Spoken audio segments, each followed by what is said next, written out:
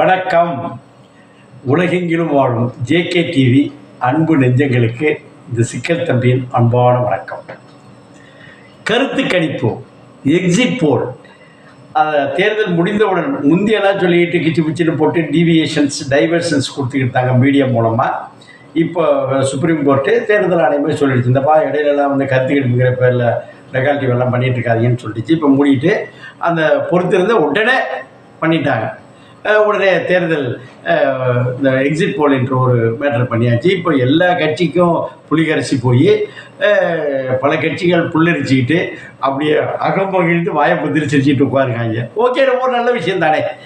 இப்போ இந்த எக்ஸிட் போல் எதனால மீடியாவுக்கு எலெக்ஷன் முடிஞ்ச அப்புறம் கற்றுன்னு எடுத்து முடிஞ்சு போச்சு. ஏதாவது ஒரு டாபிக் வேணும்ல எடுத்துக்கிட்டு கிடக்குறாங்க. இதுதான் நடக்குது. ஒன்றும் தப்பு இல்லை. இப்போ என்னாச்சுன்னா, இந்த எக்ஸிட் போல சீரியஸாக எடுத்தோம்னா 91 நீங்கள் போகணும். 91 பார்த்தோம்னா மரியாதைக்குரிய ஜெயலலிதா அவர்கள் தேர்தல் இருக்கிறார். எக்ஸிட் போலில் டாக்டர் கலைஞர் அவர்கள் பேரே உச்சரிக்க மாட்டேங்கிறார். இந்த சமயத்தில் ஜெயலலிதா பேரை உச்சரிக்கிறார். இந்த சமயத்தில் எக்ஸிட் போல் படி பார்த்தா, எக்ஸிட் போல் அல்ல, போல் வருவதற்கு முன்பே டாக்டர் கலைஞர் அவர்கள் தான், ஏன்னா அவருடைய கவர்மெண்ட் தானே கலைச்சிட்டாங்க, சிம்பதி இருக்குது அப்படின்னு சொல்லி எல்லாம் பேசி முடித்து தள்ளிட்டாங்க. அன்ஃபார்ச்சுனேட்லி ராஜீவ் காந்தியோடைய டெத்து வந்துச்சு, வெற்றி பெற்று விட்டார்கள். அதனால் கருத்து கணிப்பு முந்தி இருந்ததை விட மாறிவிட்டு, அதை நம்ம எடுத்துக்கலாம். அடுத்தாப்புல இன்னொன்று நடந்துச்சு. 96 ஜெயலலிதா அவர்கள் அந்த ரொம்ப கடுமையாக செய்து நிறைய அடுத்த தேர்தலை சந்திக்கிறார். 91 96 வரைக்கும் முடிச்சுட்டு 96 வெட்ட வெளிச்சமாக தெரியுது. ரஜினிகாந்தே சொல்லிவிட்டார், இருந்துட்டு ஒரு ஆண்டவனால் காப்பாற்ற முடியாது, அப்புறம் வெடிகுண்டு கலாச்சாரம் சொல்லி உடனே அவருடைய ஆதரவு பத்திரிகைகள் கருத்து கணிப்பு அல்லது இதுங்கிற பேரில் போட்டு அவர் மிகச்சிறந்த சிந்தனைவாதி, சீர்திருத்தவாதி, கட்சிக்காரர் இடங்களுக்குள்ள அவர் தான் வருவார்னு சொல்லிச்சு. அது ஒன்றும் தெரிஞ்சு போச்சு. 96 என்ன நடந்துச்சுன்னு. இதை விட ஹைலைட் என்னென்னா, 96 வந்து டாக்டர் கலைஞர் அவர்கள் வந்து 2001 தேர்தல் நடக்குது. இதில் வரிஞ்சு கட்டிட்டு எல்லாம் திருப்பி அவர் வந்து டைட்டில் பார்க்க உருவாக்கிறார். அதுவாக்கம் இதுவாக்கம், அவர் தான் சிந்தனை சிற்பி, இவர் தான் வர்றாரு அப்படின்னு ஊர்வலம்லாம் சொல்லிவிட்டு என்ன ஆகி போச்சுன்னாக்கா, கருத்து கணிப்பு சீரியஸாக சொல்லிட்டாங்க. யார்? டாக்டர் கலைஞர் தான் திருப்பி வருகிறார், 2001 திருப்பி வருகிறார், 2096 வருகிறார். கதை கப்பிரோட்டில் இறங்கிடுச்சு. இது என்ன ஆகி போச்சு? கருத்து கணிப்பு. அதற்கு வந்து அவர் சொன்ன காரணம், கருத்து கணிப்பில் நக்கீரன் என்ற ஒரு அற்புதமான பத்திரிகை, எல்லாருமே அதை ஆசைப்பட்டு எல்லாம் பார்க்கக்கூடியது. இந்த வேலை தான் 2006 நடந்துச்சு. இது மாதிரி சில விஷயங்கள் நடந்தது. 2006 சொன்னார்கள், பழித்தது பழிக்கவில்லை. 2011 போகிறப்போ ஆனால் அதை பழிக்காததுக்கு என்ன சொல்லிட்டாருன்னா, மரியாதைக்கு நக்கீரன் கோபால் அவர்கள் இந்த கருத்து கணிப்பு வந்து இப்போ எக்ஸிட் போலில் எடுத்தோம்ல கணக்கு அமைக்கிறப்ப அந்த லெட்டர் பேடு அந்த பேப்பர் வந்து என்ன நக்கீரன் வச்சிருந்துச்சு. நக்கீரன் வந்து கலைஞரை சப்போர்ட் பண்ணுறதாச்சே, அதனால் வந்து நம்ம அதை யாரும் உண்மையாக சொல்லவில்லை, அதனால் நாங்கள் அது சரியாக பதில் இல்லை, அதனால் அப்படி ஒத்துக்கிட்டாங்க. கருத்து கணிப்பு தவறு, நாங்கள் எடுத்தது தவறு, எடுத்தது சரிதான், பட் மக்கள் வந்து உண்மையை சொல்லவில்லை என்று சொல்லிவிட்டார். இது ஒரு நிலைப்பாடு. அதை விட என்னாச்சுன்னா, 2004 வாஜ்பாய் கவர்மெண்ட் இருக்குது. இந்த அரசினால் இப்போ பேப்பர் கோட்டா இருக்கும், பத்திரிகையில் பேப்பர் கோட்டா இருக்கும். அப்புறம் டிவி இன்னும் வரும்பொழுது பல விஷயங்கள் மத்திய அரசை நம்பி இருக்க வேண்டிய சூழ்நிலை. அவர்கள் ஜிஞ்சக அடிக்கிறாருன்னு சொல்லணும்னா, உண்மையை தவிர நான் வானம் பொழியுது பூமி வேலையெல்லாம் சொல்லிட்டு இருந்தால் ஒதுச்சு உள்ள தள்ளி போடுவாங்கிறதுனால என்ன பண்ணுறது, பாசிட்டிவாக சொல்லி விடுவாங்க. ஆளுங்கட்சி இருக்கும்பொழுது சொல்லிவிடுவாங்க.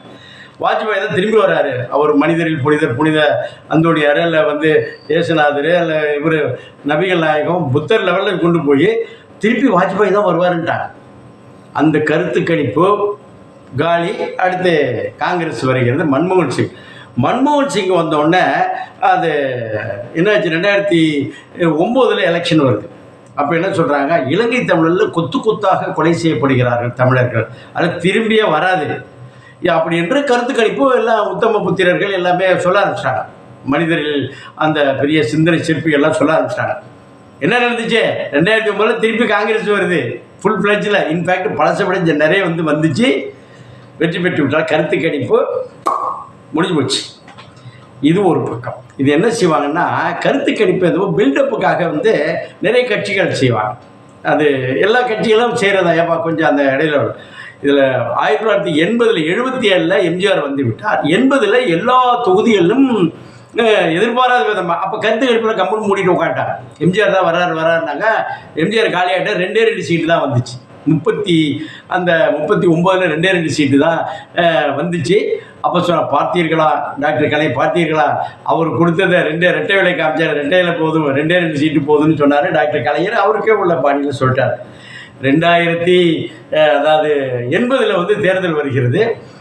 அது எம்ஜிஆர் கட்சியை கலைச்சிட்டு இந்திரா காந்தி அவர்கள் கூட்டணி வச்சு 50-50 வைக்கிறாங்க. 50-50 ஆளுக்கு பாதி, 230 நாள் ஆளுக்கு பாதி நின்று 117 அந்த மாதிரியா நின்று வந்தாச்சு. கருத்து கணிப்பாக தாங்க முடியாத கருத்து கணிப்பு யாரும் நக்கீரன் உட்பட எல்லா கருத்து கணிப்பும் அவங்க தான் வருகிறார்கள்.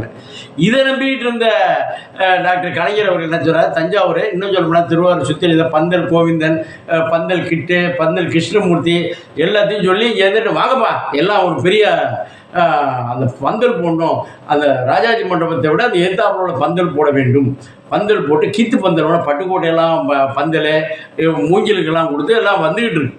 கருத்து கணிப்பு இவங்க சொன்ன கருத்து கணிப்பை நம்பிக்கிட்டு அவனும் சும்மா நம்ம ஆட்கள் வந்தானே அது சொன்னோடனேலாம் வந்துக்கிட்டு இருந்தா பாதிலே பார்த்தா ரிசல்ட் வெளியாகும். 4 நாள் கழிச்சு தான் பதவி ஏற்கணும், தமிழகம் தெளிவிய அளவில் கழக கண்மணிகளே அதுவாக்கு இதுவாக்கணும் இங்கே வந்தால் விட்டு ஓடிவிட்டாங்க. பாதிலே வட்டி விட்டாச்சு. போங்க என்னங்க காசு கொடுக்குறா, காசு கூட எங்கே கொடுக்குறது, ஜெயிச்சா ஏதாவது பண்ணிக்கலான்னு பண்ணால் விட்டு ஓடிவிட்டான். கருத்து கணிப்பு என்னாச்சு, பந்தல் எல்லாம் கீத்து மூங்கிலாம் வந்த மாட்டு ஓடி போச்சு. அது காசு கூட கொடுக்கலன்னு வருத்தப்பட்டு கிடந்தாங்க எல்லாருமே. இது அப்போ உள்ள கருத்து கணிப்பு. ஏன்னா இவர்கள் தான் சிந்தனை சிற்பிகளாச்சு. அப்படியே காது வழியாக மூளையெல்லாம் வருமே. நாங்கள் பத்திரிகையில் நானும் பத்திரிகை தானே பண்ணிகிட்டு இருக்கப்போ அப்படியே சிந்தனை சிற்பியில் வழிஞ்சு எல்லாரும் தலைவா நீ தான் அப்படின்னு ஏற்றி விட்டோன்னா போய் சேர்ந்துட்டாங்க. 2009 இந்த கதை அடித்தா அடுத்தாப்புல 2014 வருகிறது. மோடியை பற்றி அலை அடிக்கிறது உலகத்துக்கே தெரியுது, நல்லாவே தெரியுது. அதெல்லாம் ஒன்றும் கிடையாது. நான் மைண்டு ஃபிக்ஸ் பண்ணிக்கிறது. எனக்கு மைண்டு ஃபிக்ஸ் பண்ணி நான் என்ன கட்சி பிடிக்குமோ, என்னுடைய நண்பர்கள் எதில் இருக்கிறாங்களோ அவங்க தான் வருவான்னு சொல்கிறது தானே மனிதர் தானே.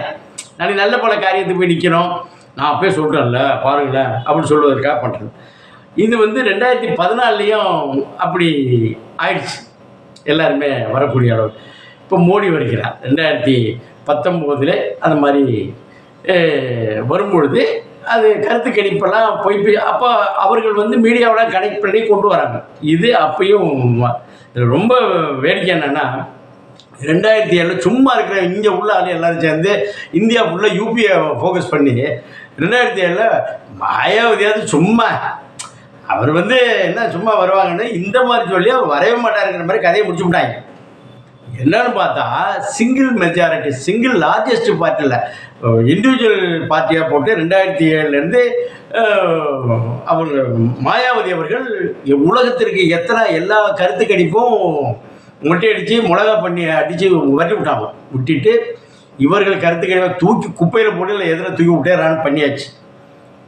இப்போ என்னாச்சு இப்போ சொல்லுங்கள். இந்த கருத்து கணிப்பெல்லாம் போயிட்டுருக்கு. இப்பொழுது நிறைய மாநிலத்தில் உதாரணமாக அந்த இதில் 10-9 தொகுதி இருக்குல்ல, 13 தொகுதியில் ஜெயிப்பாங்கன்னு உடனே கொட்டி பல இடத்துல காங்கிரஸ் இங்கே 9 சீட்டு தான் நிற்கிது, அதில் 13 சீட்டு இதெல்லாம் போட்டுக்கிட்டு எல்லாம் உளறி கொட்டி என்னாச்சுன்னா உத்தரப்பிரதேசத்தில் நம்ம கல்யாண் சிங்னு ஒரு சீஃப் மினிஸ்டர் இருந்தார்.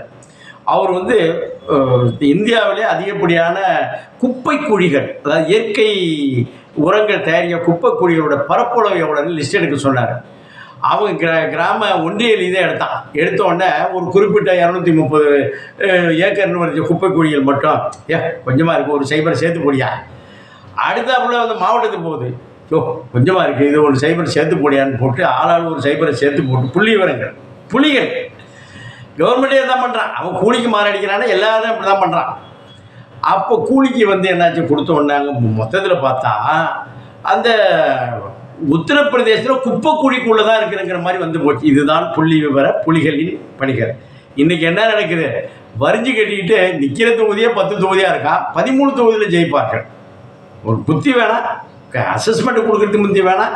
அவன் தனிச்சு யூப்பிலே தனிச்சு நானும் காங்கிரஸ் அவனும் எத்தனை முடி மோதிரி கிடந்தாங்க, அவங்க 2 பேரும் ஒன்றா சேர்ந்துருக்காங்க. சேருவானா இல்லையா? இப்போ கேரளா இருக்குது, 2 பேரும் முட்டி ஏற்றாப்புனால யார் வந்தாலும் இவங்க தான் வருவான். சந்திரபாபு நாயுடு ஏன் இவ்வளோ நாள் இடையில பிரிஞ்சு போனார், அப்புறம் திருப்பி வந்து உட்காந்துட்டு இருக்கிறாரு. அதில் வந்து ஏகப்பட்டது போட்டு வச்சு இதில் வந்து இந்த புள்ளி விவரங்கள் கொடுக்கணும், புல்லறிக்கை வைக்கணும், தலைவர்களை புல்லறிக்கை வச்சு புலகாயுதப்படுறது, அல்லது அவர்களே சொல்லி இன்னைக்கு பேட்டியில் எல்லாம் சொல்கிறாங்க. அவங்க நம்பரை ஃபிக்ஸ் பண்ணி வச்சுக்கிட்டு அந்த நம்பருக்கு தான் ரிசல்ட் சொல்லுது. எந்தெந்த தொகுதி எப்படி என்ன காரணம்னு சொல்ல தெரியாது. பிரசாந்த் கிஷோர் வருவார், இங்கேருந்து ஒரு 400-500 பேரை வச்சுக்கிட்டு ஒரு 300-400 கூட வாங்கி தள்ளிட்டு போயிடுவார். எங்கே காற்று நல்லா அடிக்குதோ, முந்தைய அவர் தானே இந்த நடந்து எல்லாம் ஸ்டாலின் நடக்க விட்டு எல்லாம் பண்ணது, எங்கே சாயுதோ இதை சொல்லுவதற்கு பெரிய ஒரு பில்டப்பு கேட்க வேண்டியதில்லை. அவர் வந்தது அப்புறம் சின்ன கால்குலேஷன் தவறி போச்சு. போன எலெக்ஷனில் உதயநிதிக்கு வந்து நிற்கவே வேணாம் அப்படின்னு சொன்னவர் தான் இப்போ பிரசாந்த் கிஷோர். அப்புறம் வந்தோட மந்திரி கொடுக்க வேணான்னு எல்லாம் அதுக்கப்புறம் நடந்துகிட்டு இருக்கலாம், நல்லா நடந்துக்கிட்டு. அதனால் இவர்கள் இன்னும் சொல்ல போனால் திரைப்படத்தில் நம்ம மதன் ஒரு பெரிய சிந்தனையாளர் இதில் ஆனந்தவன்லாம் இருப்பார். அவர் என்ன பண்ணுவார்னா, அதில் அந்த ஷாட்டு போடக்கூடாது, இந்த ஷாட்டு போடக்கூடாது, அந்த இடத்துல ஒரு கட்டு, இந்த இடத்துல ஒரு பிட்டு, இந்த இடத்துல போய் அப்படி தூக்கி ஏற்றி இறக்கி போடணுன்னு நிறைய ஐடியா கொடுப்பார். இவரை கேட்டுட்டு போனால் என்ன ஆகுது, பண்ண வேண்டியதானே. இவர் சொல்கிற படம் பூரா எல்லாம் வெற்றி பெற்று காது வழியாக மூக்கு வழியாக வழிய வேண்டியதானே, மூளை பொங்கி வழியிற மாதிரி வழிய வேண்டியதானே. சும்மா உட்காருக்கிறது அது சிந்தனை சிற்பிகள்ங்கிற பேரில் தட்டி விடுறது. இப்போ இருக்கிற பேரை வச்சுக்கிட்டு அவங்களுக்கு ஒரு பேர் இருக்குல்ல, அந்த பேரை வச்சுக்கிட்டு கருத்து கணிப்பு போட்டால் எல்லாம் விட்டாக கேட்குறாங்க. பல சமயத்தில் 91 வந்து ஜெயலலிதா அவர்கள் வந்து ஒரு பர்சன்டேஜில் வந்து ஓட்டில் ஜெயிக்கிறார். 96 எலெக்ஷன் வருது. ஆக அந்த எலெக்ஷனில் பார்த்தா சேம் பர்சன்டேஜ் தான் போலிங் இதுன்னு வருது. அதில் வந்தது வந்து என்னாச்சு, ஜெயலலிதா வந்து விட்டார். 91 அந்த பர்சன்டேஜில் ஜெயலலிதா அவர்கள் சீஃப் மினிஸ்டர் ஆகிட்டார். 96 வருகிறது அதே பர்சன்டேஜ். இந்த பர்சன்டேஜ் இப்படியே கணப்பட்டு பர்சன்டேஜ் வந்து அப்படியே இருக்காதனால பழைய ஆளுங்கட்சி தான் அப்படியே கண்டினியூ ஆகுது சொல்ல முடியாது. இதுதான் நடந்திருக்கு. இந்த டெகால்டி சில்பான்ஸு இந்த டகில் பாட்சா வேலையெல்லாம் என்ன பண்ணுறதுன்னா, எல்லாமே இந்த கருத்து கணிப்புங்கிற பேரில் சிந்தனை சிற்பிகள், சிந்தனை செல்வங்கள், அப்படியே அந்த தாடி குறுந்தா என்ன வச்சுக்கிட்டு அப்படியே சிந்தனையெல்லாம் சொல்லிவிட்டு மூடிட்டு உட்காந்துருக்கிறது. என்னப்பா அப்படின்னு கேட்டால் காண போயிருது. இல்லைப்பா சொன்னீங்க என்னென்னா, ஆனால் உடுப்பா அந்த நேரத்தில் எதுவும் சொன்னோம், ஆளுங்கட்சி வரப்போ சொன்னாங்க, பேப்பர் கோட்டா இருக்குது, அடுத்து பல விஷயங்கள் இருக்குது, நான் அவங்க அட்வர்டைஸ்மெண்ட்லாம் வாங்க வேண்டியிருக்கு, நான் உண்மையை தவிர பெரிது ஒன்று சம்பளமே கொடுக்கல நிறைய பேருக்கு. பார்த்தா உள்ளே பார்த்தா ரத்த கண்ணீர் வடிப்பாங்க. இப்படிதான் நிலைமை. அதனால் கருத்து கணிப்பு என்பது வேறு ஒரு இது. ஒரு நண்பர் தஞ்சாவூர்லேருந்து பேசுகிறார், என்னுடைய நண்பர், வகுப்பு நண்பர், ரொம்ப நாள் நண்பர். காலையில் எழுந்திரிச்சு பேசிட்டு தான் மாட்டோம். அவர் சொல்கிறார், தூங்க முடியலப்பா, உட்கார முடியலப்பா, ஏன்ப்பா பைல்ஸ் கம்ப்ளைண்ட்டா? இல்லை, அது வந்து இந்த இது கருத்து கணிப்பு சொல்லிட்டாங்க, அது என்ன பண்ணுறதுன்னு தெரியல, யார்கிட்ட போய் எவன் பேசுனாலும் அப்புறம் பேசுகிறேன் ரிட்டையர்டாகி உட்காந்துருக்கிறார், அப்புறம் பேசுகிறேன்னு சொல்லி முடிச்சு விட்டாங்க. இதுதான் கருத்து கணிப்போட உண்மையான இது. யார் சொல்ல முடியும்? நக்கீரன் கோபால் சொல்கிறார், இது வந்து நக்கீரனோட லெட்டர் பேடை வச்சுருப்பி நின்னோம், அப்போ வந்து பார்த்தோன்னே அவன் மாற்றியார எவன் சொல்லுவான், சொல்லிவிட்டு இங்கே எதுவும் வீட்டுக்கு போக முடியுமா? கரண்ட்டை கட் பண்ணுவான், தண்ணி சாக்கடை இது பண்ணுவான், தண்ணி விட மாட்டான், எதுக்கு சொல்லணும்? அதனால் பேசுவது வந்து ஹரிச்சந்திரன் பதில் சொன்னவர்கள் அனைவரும். அவர் பிள்ளையோட லோகிதாசன் கூட கிடையாது, பக்கத்து வீட்டுக்காரங்க கூட கிடையாது, ஏதோ வந்தது. உங்களுக்கு ஒன்றில் ஒரு பஞ்சாயத்து எலெக்ஷனு, நான் அந்த சிக்கல் தம்பியில் சிக்கலில் போய் நிற்கிறான், உங்களை தவிர யாருக்கு நான் போடுவேன்? என்னடா அண்ணன் நிற்கிறீங்க, அப்புறம் அண்ணன் பிள்ளை நிற்கிது, அதெல்லாம் நிற்கிறாங்க, உங்களை தவிர யாரும் போட முடியும்? எப்படிண்ணே நிற்கிறது யார்? உன் பொண்ணு இல்லை, என் பொண்ணு. நிற்கிறது யார்? என் தங்கச்சி. நிற்கிறது யார்? நீ கொடுத்த கண்ணாடி தாப்பா போட்டுக்கிட்டு இருக்க, நீ கொடுத்த புடவை தாப்பா கட்டிட்டு, நீ கொடுத்த மரம் தாப்பா பண்ணிட்டு சொன்னவங்க எல்லாம் நம்புங்க 234 ஓட்டு போடுறாங்க. இருக்கக்கூடிய 8000 ஓட்டில் வந்து போடுறான். என்ன செய்யுது? வாங்கிக்கிறபடி வாங்கிக்கிட்டு அவன் குத்துறப்படி குத்துட்டு போயிட்டே இருப்பான். பணம் கொடுத்துறதுனாலையும் பண்ண முடியாது, பப்ளிசிட்டி கொடுத்தனாலையும் பண்ண முடியாது. தான் உண்மையான நிலைமை. இன்னும் ஒரு 24 hours பார்த்துட்டோம்னா தெரிய போகுது. இதுக்கு ஏன் போய் நம்ம தஞ்சாவூர் நண்பர் மாதிரி தூங்காமல் கொள்ளாமல் உட்கார முடியலப்பா, பேச முடியும், உட்கார முடியல, என்ன வேறு பிரச்சனை இருக்கா? இதுதான் நிலைமை. பார்த்துக்க, வாழ்த்துக்க.